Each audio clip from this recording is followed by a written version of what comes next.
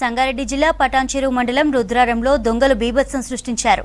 గ్రామాలయంలోని శివాలయం, 2 కిరాణా షాపులతో పాటు ఓ ఇంట్లో వరుస దొంగతనాలు చేశారు. ఆలయంలోని హుండీలోని క్యాష్, బంగారం, ఓ షాపులో 1,50,000 క్యాష్, మరో షాపులో టీవీని దొంగలు ఎత్తుకెళ్లారు. వరుస దొంగతనాలతో జనం ఆందోళన చెందుతున్నారు. కేసు నమోదు చేసుకున్న పోలీసులు సీసీ ఫుటేజ్ ద్వారా దర్యాప్తు చేస్తున్నారు. రాత్రి భజన చేసి 12:30 క్లోజ్ చేసి ఇంటికి వెళ్ళాము. ఉదయం 5:30కు వచ్చే వరకు డోర్ ఓపెన్ ఉంది. అయితే చూసేసరికి లోపలికి వస్తే ఇక్కడ బీరువా అది లేదు, ఉంది. అందులో పుస్తక మెట్టెలు అవి ఉన్నాయి. ఒక 5-6 గ్రాముల వరకు ఉంటాయి. పైసలు ఏమి లేవు. ఇప్పుడు ఉండి అక్కడ వెంచర్లో అక్కడ పడేసి పైసలు అయితే పక్క 1,50,000 దాకా పోయినాయి అన్న.